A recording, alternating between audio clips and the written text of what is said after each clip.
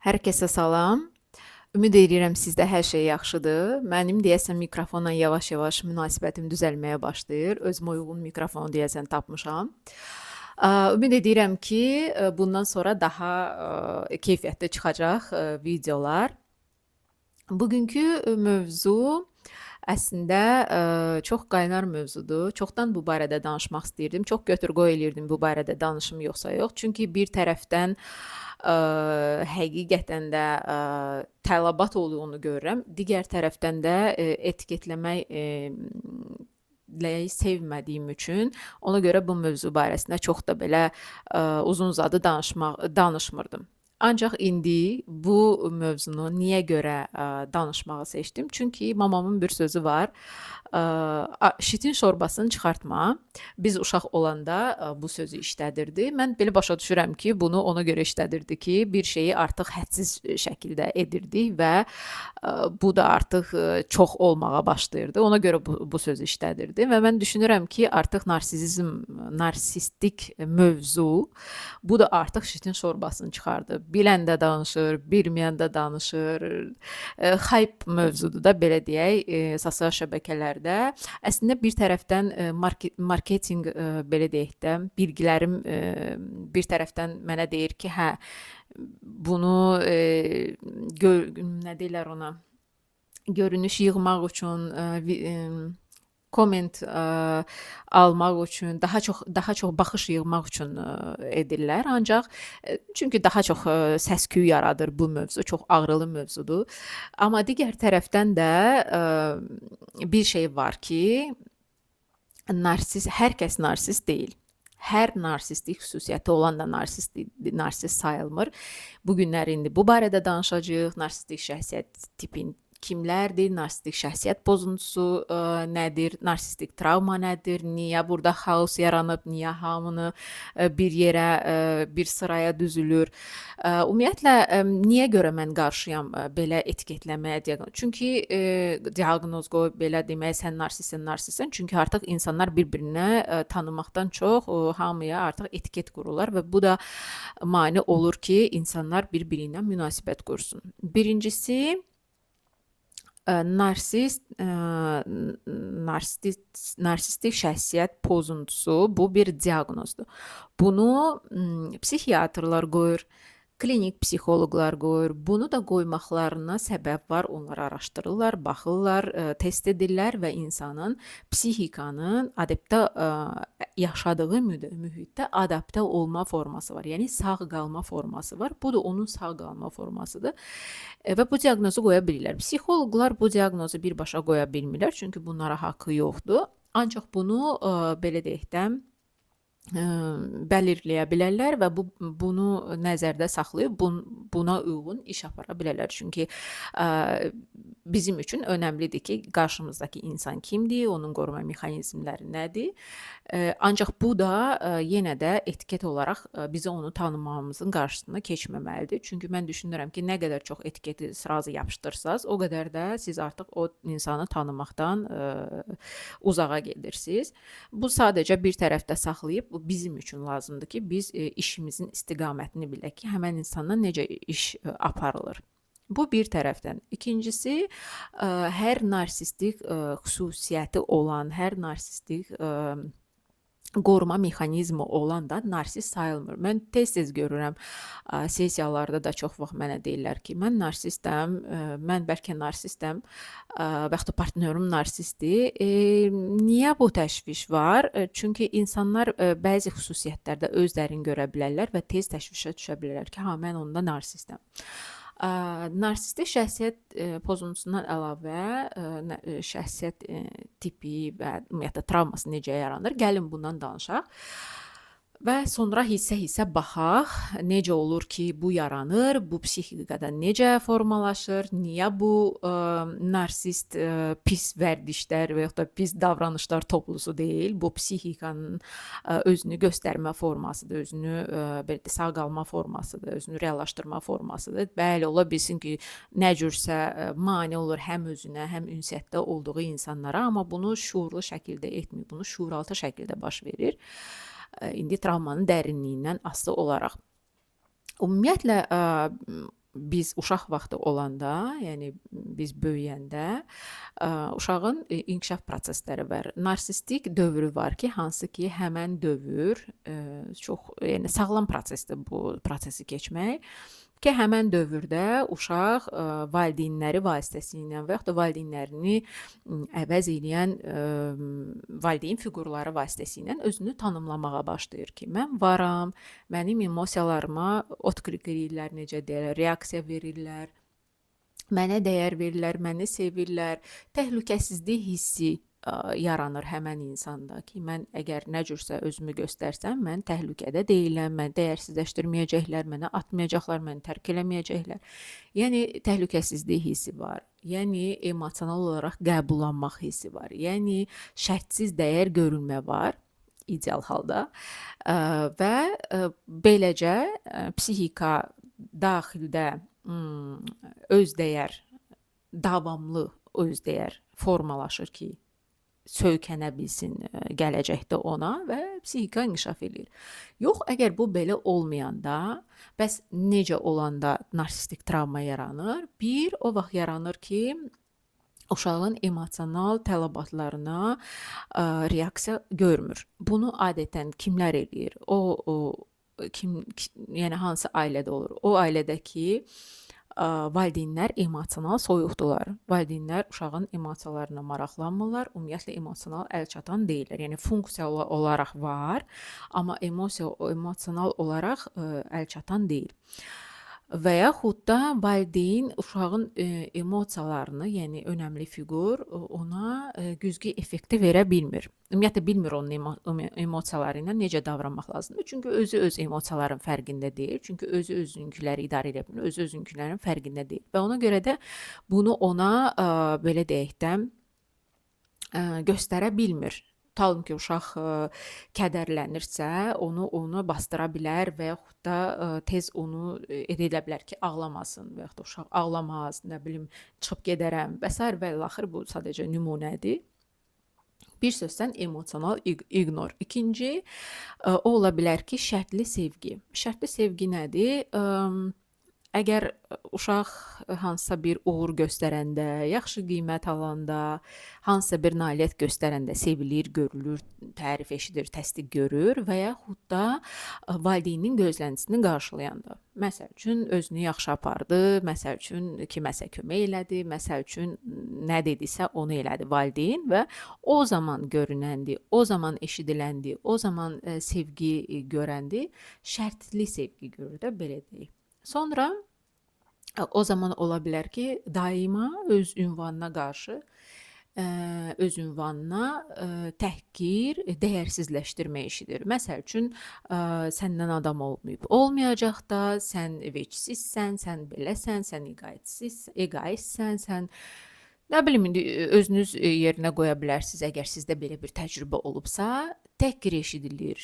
Hətta küfür sözlər öz ünvanına eşidən uşaqlar var ki, daima, yəni bir dəfə yox, daima öz ünvanına küfür sözlər eşidir. Daima sən bacarıqsızsan, səndən adam olmayıb, olmayacaq da və s. və ilaxır.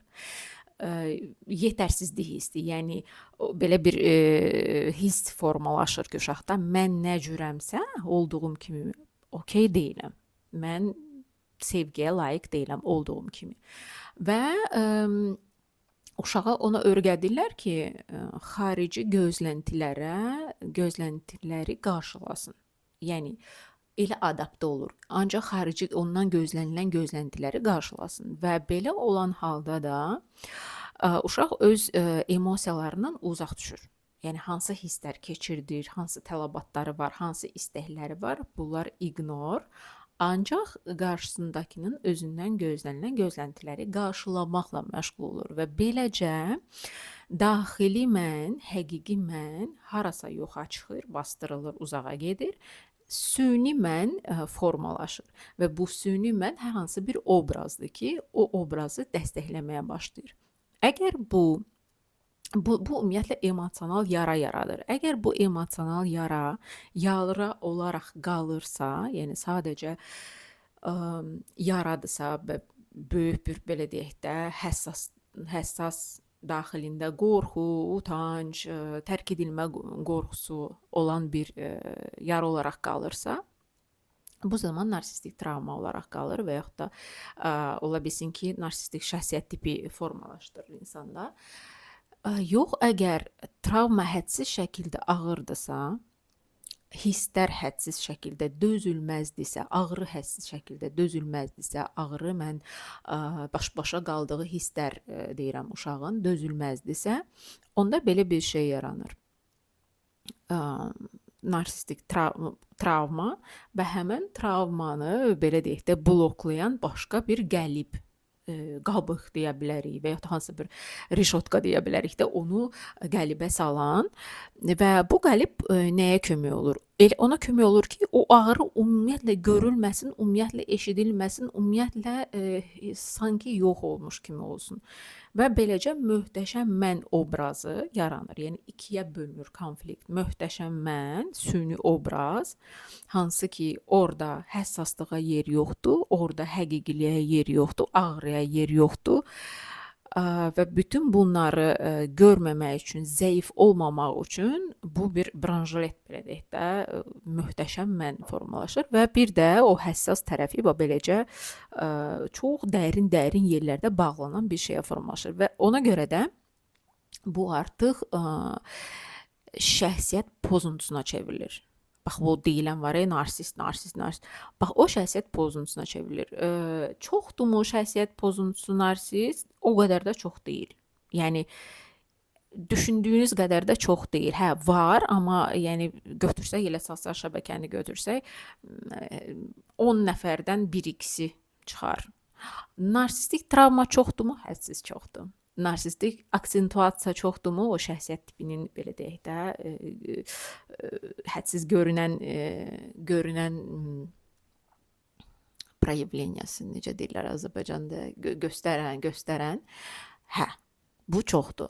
Ona görə də çox vaxt insanlar səhv sala bilərlər. Hər görülmək istəyən də narsist deyil, hər dəyərsizləşdirən də narsist deyil, hər münasibətə girməkdən qorxan narsist deyil. Bu sadəcə narsistik şəxsiyyət tipinə aid ola bilər. Çünki onların travması eynidir. Onların qoruma mexanizmləri çox oxşardır. Sadəcə fərq ondadır ki, narsistik travması olan insanlar, onlarda təşviş var. Çünki onlar başqası vasitəsilə özlərinin var olduqlarını təsdiqləyirlər. İndi mən onu izah edəcəm, biraz daha aydın olsun sizə. Məsəl üçün, normada hər birimizin tələbatı var ki, görünən olaq. Yəni, insanlar bizə reaksiya versin. Məsəl üçün, mənə çox xoş olar ki, bu videoya tutalım kimsə mənə yazsın ki, hə, mən izlədim. Çünki mən orada görə bilərəm, bilmirəm kim izlədi, kim izləmədi. Mənə xoş olar tutalım. Yəni, reaksiyası qarşı insanın hər birimizdə var ki, ətraf bizə, bunu deyirəm, çünki bu çox sıx rastlaşılan narsistik, belə deyək də, xüsusiyyətdir. Bu da çox normaldır ki, beləcə insan bilir ki, hə, başqa insan mənə reaksiya verir, başqa insan üçün mənim fikrim maraqlıdır, mənim sözlərim boş-boşuna divara dəyib gəlmir də, insan məni eşidir, insan mənim tələbatlarımı görür, insan mənim hisslərimi görür. Bu çox belə də xoş hiss elətdirir və insana hiss elətdirir ki, hə, mən yaşayıram, mən davam eləyirəm, mən hərəkətdəyəm. Narsistik travmada isə, narsistik şəxsiyyət tipində isə, hansındakı aksentuasiya çox güclüdür də, yəni daha görsənəndir, narsistik pozuntu deyil. Onda isə bu təşviş var. Yəni, daxili dayaq, daxili özdəyər var olma, dayanıqlı olmadığına görə xarici reaksiyadan hədsiz şəkildə asılılıq var. Bu necə olur hədsiz şəkildə asılılıq? Tutalım ki, kimsə pauza verirsə, məsəl üçün münasibətdə və yaxud da bu artıq ona soyuqluq kimi gəlir. Kimsə yorğundursa, bu ona təşvişə salır və özünə qarşı marağını itməsini hesab eləyir. Kimsə həyatda özünə başını qarışıbsa, həmən anda tutalım da stresslidirsə, nədirsə və nə cür reaksiya verirsə, onu tez şəxsi götürür və ım, diqqətin itməsi özünə qarşı münasibətin istiliyinin itməsi və yaxud da təsdiqin itməsi bunu çox təşvişli qarşılayır və ona görə də bunu qazanmaq üçün hədsiz şəkildə təşvişdən çalışmağa başlayır. Əgər biraz soyuqluq görülürsə, belə deyək də, adətən narsistik travması olan insanlar sevgini qazanmağa çalışır, sevgiyə layiq olmağa çalışır. Ona görə də hədsiz şəkildə çalışırlar, əgər bir balaca soyuqluq görəndə. Çünki onlara önəmlidir ki, insanlar ona reaksiya versin, insanlar ona nə cürsə belə deyək də müsbət okeyləsin. Beləcə hiss edirlər ki, hə, mən varam. Bu olmayanda onları təşvişə salır.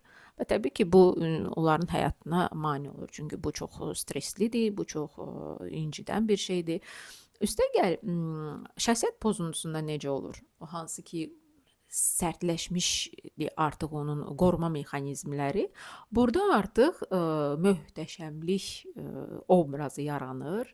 Hər şeyə qadir, çox güclü, çox uğurlu, çox belə deyək də, bu insanlar hakimiyyəti sevirlər, bu insanlar kontrolu sevirlər, bu insanlar möhtəşəm olmağı sevirlər, gözəl, ideal. Baxın, ideal gözəllik, ideal uğur, limitsiz belə deyək də uğur, bu çox xasdır narsistik şəxsiyyət pozuntusu olan insanlara. Çünki onlar üçün bu çox önəmlidir. O obrazı qurmaq və o obrazda dəstəkləmək və çox vaxt onlara önəmlidir. O insanların özlərini əhatə etsinlər ki, o obrazın möhtəşəmliyini onlara güzgü effekti kimi göstərsinlər. Çünki özlərini ona inandırırlar. Belə deyək də, həssas tərəfindən qaçmaq üçün yaratdıqları obrazda əslində onun arxasında çox böyük boşluq, çox böyük özgüvən əksikliyi, qorxu, tərk edilmədən, yalnız qalmadan qorxu var. Əslində baxmaq istəsəz, bilmirəm baxmısınız bəlkə də yox, türk serialı çəkilmişdi bu yaxınlarda, Kral Kaybedərsə. Çox uzun çəkmədi, dadında bitirdilər, amma çox maraqlı idi. Orada Kənan obrazı var idi, narsistik. YouTube-dan axtarıb tapa bilərsiniz əgər baxmamısınızsa, Kral Kaybedərsə. Və onun kitabı da var, amma serialında bunu daha belə görüntülü şəkildə daha belə aydın görmək olur ki, bax orada narsistik şəxsiyyət pozuntusunun çox gözəl obrazını göstərirlər. Necə özünə münasibəti necədir, başqalarına necə münasibətdə necədir, dostlarına münasibəti necədir. O ümumiyyətlə, yəni narsistik şəxsiyyət pozuntusunda niyə bu pozuntu salır? Çünki çox rigiddir, çox sərtdir qoruma mexanizmləri, bir cür işləyir. Hər sahədə bir cür işləyir. Psixikanın elastikliyi yoxdur. Empatiya yoxdur, çünki bloklanıb o həssas tərəf, ağrıdan bloklanıb. Və orada onun əhatəsində olmaq istəyən insanlar da çox vaxt narsistik travması olan insanlardır. Ona görə çox vaxt bu qarşı durma durur, sən narsistsən. Amma araşdırmaya baxanda, kim ki narsist çox deyir, araşdırmaya baxanda bu insanın özünün narsistik travması var. Araşdırmaya baxanda biraz izləsən, analiz edəndə görsən ki, özündə narsistik aksentuasiya var. Amma niyə görə bunlar cəlb edir? Çünki narsistik şəxsiyyət pozuntusu olan insan güclü obraz yaratdığına görə insanların gözündə möhtəşəmlik, güclü insanlar ona heyranlıq duyur. İnsanlar əsasən də özgüvənlə problemi olan insanlar, sevgini qazanmağa çalışan insanlar üçün bu ideal obrazdır. Çünki o onlara lazım olan sevgini verməyəcək, onların nevrozunu dəstəkləyəcək. Sən ömür boyu sevgini qazanmağa çalışacaqsan, öz nevrozunu dəstəkləyəcəksən. Və deyir, mutlu məsud olmayacaq amma bu. Ona görə də çox vaxt bir-birlərinə cəlb olunurlar. Üstəgəl narsistlər niyə görə şəxsiyyət pozuntusu, niyə görə onları seçir? Çünki çox gözəl özlərini sevilmiş hiss edirlər, möhtəşəm hiss edirlər, hər şey. Yəni onlar sevirlər ki, kimsə ondan ötürü ölür, kimsə ondan ötürü belə deyək də vasişətsə, kimsə onu çox nəysə, Azərbaycan dilində söz ağlıma gəlmir. Nəysə siz bildiniz. Bu belə.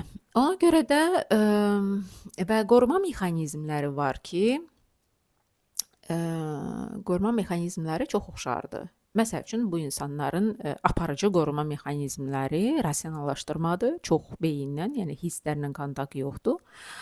Dəyərsizləşdirmədir, dəyərsizləşdirirlər qarşıdakı insanı. Qoruma mexanizmlərindən hansı idi? Proyeksiya daha çoxdur. Proyeksiya nədir? Öz düşündüyünü qəbullanmır psixika, çünki ona ağrılı gəlir onu qəbullanmaq. Onun qarşındakı nə deyir? Sən belə edirsən, sən belə düşünürsən. Çox da bunu əminliklə deyir, amma əslində isə özü düşünür. Yəni aparıcı qoruma mexanizmlərindən və inkar etmə. Yox mən yəni deyir ki, yox mən etmədim. Yox mən belə düşünmədim. Yəni faktı siz onu sübut edə bilmirsiniz. Bu aparıcı qoruma mexanizmlərdə əsasən təbii ki, travması olan insanlar, narsistik travması olan insanlar, şəxsiyyət tipin belə deyək də aid olan insanlar, onlar bu qoruma mexanizmləri o qədər də sərt deyil. Hansısa epizodlarda istifadə oluna bilər həyatında, hansısa stres anlarında və yaxud da həssaslığın ortaya çıxan anlarında və yaxud yəni psixika hələ elastikdir onlarda, amma şəxsiyyət pozuntusunda elastik deyil. Və terapiya çox vaxt necə gedir? Birincisi, narsistik şəxsiyyət pozuntusu olan insanlar terapiyaya çox az gəlib çıxırlar. Demək olar ki, gəlib çıxmırlar. Çünki onlara qəbullanmaq ki, məndə problem var. Onlar onu qəbullanmırlar. Üstəgəl də terapiyaya gəlmək başqasına ehtiyacı olduğunu hiss etmək, qəbul etməkdir. Onu qəbul etmirlər. Çox vaxt öz möhtəşəmliklərini, öz doğrularını belə deyək də sübut etmək üçün özlərinə gəlirlər terapiyaya, gəlsələr və yaxud da yolları nə vaxt düşə bilər? Krizis anlarında, çox kəskin ayrılmada və yaxud da hansısa statusun itirilməsində bunu çox depressiv yaşaya bilərlər. Çünki o statusa çox bağlı olurlar.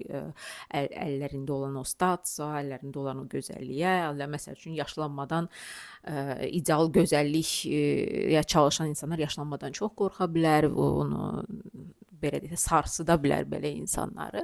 Çünki ideal obraz var onların beynində. Bu halda gələ bilərlər. Ancaq çox təəssüf ki, bu xroniki hala keçdiyinə görə bu qoruma mexanizmləri o insanlarla belə deyək də terapiya demək olar ki, çox çətin gedir, çox böyük zaman alır. Əgər gəlsə, davam etsə, sadəcə psixikanı belə deyək də həyatı adaptasiyasını biraz yüngülləşdirmək olar ki, o funksionallığı, belə deyək, münasibətlərini zəhərləməsin, nə qarşı tərəf, nə münasibətdə olduğu insana, nə də özünə. Biraz adaptə olunsun da, belə deyək, yaşamağa, əgər bu davam etsə. Amma tamamilə sağalmaq çox təəssüf ki, xroniki halda çox çətindir. Ona görə deyirlər ki, narsistlər dəyişmir, heç də buna ümidlənməyin. Çünki onlara o obrazı itirmək çox həyati təhlükəli gəlir. Və bu da əslində başa düşüləndir, çünki psixika elə illərlə özünü ağrı ilə üzləşməkdən belə deyək də qoruyubdur. Ona görə də biraz bu yəni bayağı bir böyük bir yoldur əgər gəlsələr. Çünki demək olar ki, çox az insanın yolu düşsə. Amma narsistik travması olan insanlar, narsistik aksentuasiyası bayaq dediyim kimi də belə çox görünən olan insanlar, çox oxşar cəhətləri, qabarıq görünən olan insanlar terapiyaya çox gəlirlər. Çünki onlar daim yetərsizlik hissi var onlarda. Daim özləri üzərində işləyirlər. Çünki onlara elə gəlir ki, onlar nə cürdüsə düz deyirlər, indi düzəldəcəklər özlərini və hər şey onlar istədiyi kimi olacaq. Daha doğrusu sevgini qazanmağa çalışacaqlar və yaxud da ideal olacaqlar. Onlarda da belə fantaziya var ki, hə mən indi terapiyaya gedəcəm, ideal olacağam və sair və ilaxır. Və onlarda isə terapiya biraz daha yüngül keçə bilir. Yüngül nə demək? Ona da zaman lazımdır. Ona da psixoterapevtin, psixoloqun dəstəyi ilə bunu etmək olar. Yəni terapini etmək olar ki, insan belə deyək də həyatına təsir etməsin, empatiya daha yüksəlsin sağlam münasibət qura bilsin, yaxın münasibət qura bilsin, özünü ifadə edə bilsin. Çünki hər iki ümumiyyətlə narsistik travmanın əslində ayırmaq da istəmirəm. Sadəcə biri aşırı variantıdır, biri biraz aşırı variantdan biraz aşağıdır, amma hamısı hər ikisi narsistik travmadır. Onun özəyi adətən toksiki utanc hissidir. Toksiki utanc hissi o travmanın belə deyək özəyidir. Mən nə cürəmsə, okey deyiləm. Mən nə cürəmsə yetərsizəm. Ona görə də o həqiqi məni göstərmək ağrılı gəlir. O həqiqi məni üzə çıxarmaq təhlükəli gəlir. Çünki o həqiqi mən nə vaxtsa üzə çıxanda təhlükə ilə rastlaşıb, dəyərsizləşdirmə ilə rastlaşıb, ağrı ilə rastlaşıb. Ona görə də onu göstərmək onlara təhlükəsiz deyil. Və bu zamanla psixoterapiyada yavaş-yavaş göstərdikcə, yavaş-yavaş o həssas tərəfindən üzləşdikcə, yavaş-yavaş həqiqi mən üzə çıxdıqca, yavaş-yavaş hisslər üzə çıxdıqca söhbət həm də əsasən narsistik travması olan insanlardan gedir.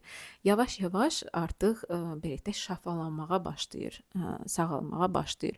Təbii ki, psixikanın öyrəşdiyi mexanizmlər var. Sadəcə insan artıq onu idarə edə bilir. Artıq öz fərqindəliyi yüksək olur deyə artıq onun həyatına, münasibətlərinə, karyerasına, dünya ilə münasibətinə mənfi təsir göstərmir.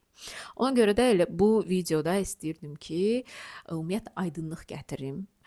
Bir. İkincisi, aydınlıq gətirim ki, narsist insanlar pis insanlar deyillər. Narsist insanlar vəba xəstəliyi deyil. Çünki narsist hamı belə gedir. Söhbət əgər narsistlik şəxsiyyət pozuntusundan gedirsə, bəli, onlarla münasibət qurmaq ağrılı gələ bilər. Çünki onlar dəyərsizləşdirir. Onlar kontakta girəndə bərabər ola bilmirlər. Ya onlar mütləq kimdənsə üstündürlər. Üstün deyirlərsə bunu qəbul eləmirlər. Ona görə də mən belə tanımlayıram onu. Məsəl üçün, narsistik şəxsiyyət pozuntusunda sən o insanla kontaktda olanda özünü heç kim hiss eləyirsən. Çox dəyərsiz hiss eləyirsən. Yəni dünyanın ən axırıncı insanı hesab eləyə bilərsən nədənsə. Hətta o bunu deməsə belə öz davranışı ilə, sənə kontakta girmə forması ilə səni elə hiss elətdirir.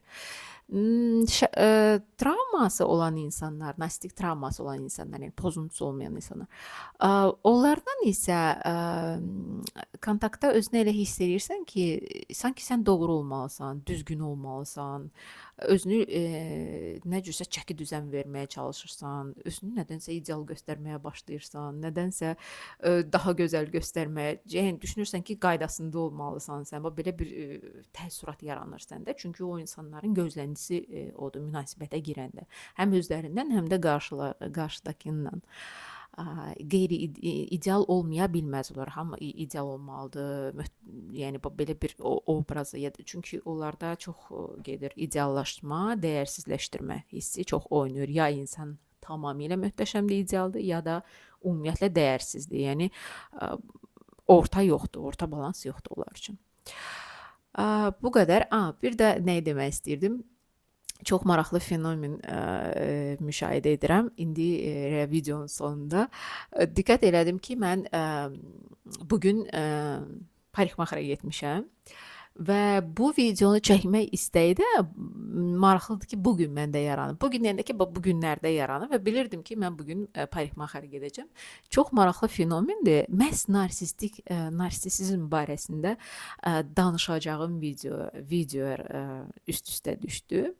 Bu fenomenin yaratdığı təsir ilə bağlıdır ki, mən də baxımlı olmağa çalışdım sizlə bu mövzuda danışanda. Bax, beləcə hiss elətdirir narsistik travma, narsisizm qarşıdakı insanı. Qarşıdakı insandan sanki tələb edir ki, sən mənim gözləntilərimə qarşılamalısan. Sən, nə bilim, əgər mənlə kontaktdasansa, baxımlı olmalısan, gözəl olmalısan, ağıllı olmalısan, olmalısan. Belə bir təsir. Çünki mən sənin vasitənlə özümü tanımlayıram.